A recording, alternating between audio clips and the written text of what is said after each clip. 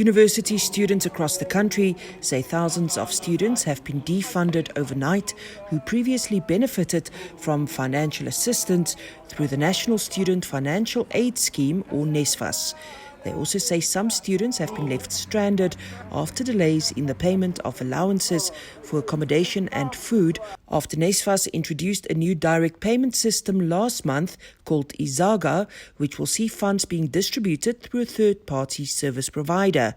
NSFAS says the recent findings by the Special Investigating Unit that over 5 billion rand were paid or overpaid to an estimated 4,000 students who did not qualify for funding since 2017 has led to the implementation of a new verification system. We must strengthen our system by cross-referencing, the information that we were getting, and that would be the information that we've been using to assess the eligibility of the applicant.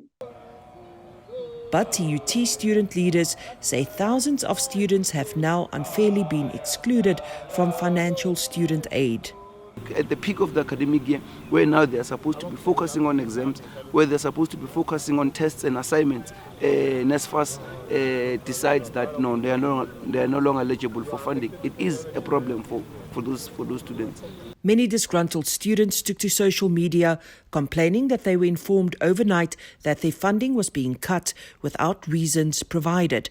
Some claimed they were evicted from their student accommodation, and in an extreme case, this student claimed she was forced to sleep a night out on the street. Those investigations are currently ongoing, and up until such a time where they've concluded that investigation, those students must continuously be funded.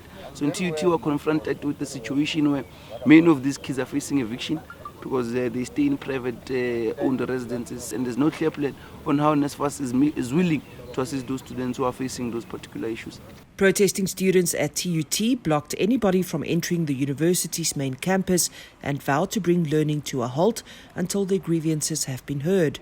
These students say many have also not received their accommodation and food allowances since the end of May, after NSFAS introduced a new direct payment system through a third-party service provider. NSFAS says the new system was implemented as part of their efforts to curb the wrongful allocation of funds. In the past, we would give the money to a university or a college. Then it would be incumbent upon the college to allocate the money accordingly in terms of what goes to tuition, what goes for accommodation establishment, as well as the allowance. We felt that we needed to take direct responsibility for the disbursement of these allowances, so that we can make sure that we are accountable. But student leaders at TUT claim that only 20,000 students have been brought onto the new system, and up to 60% of those students did not receive their June allowances. They also claim that about 15% of the student allowances go towards bank charges under the new system. If they wanted to introduce their system, they should have called us first and sit down with us, tell us, comrades, this is how we are going to operate. This is how, when are we going to you get your funds, those issues, you see. So now they just send that emails to student registered.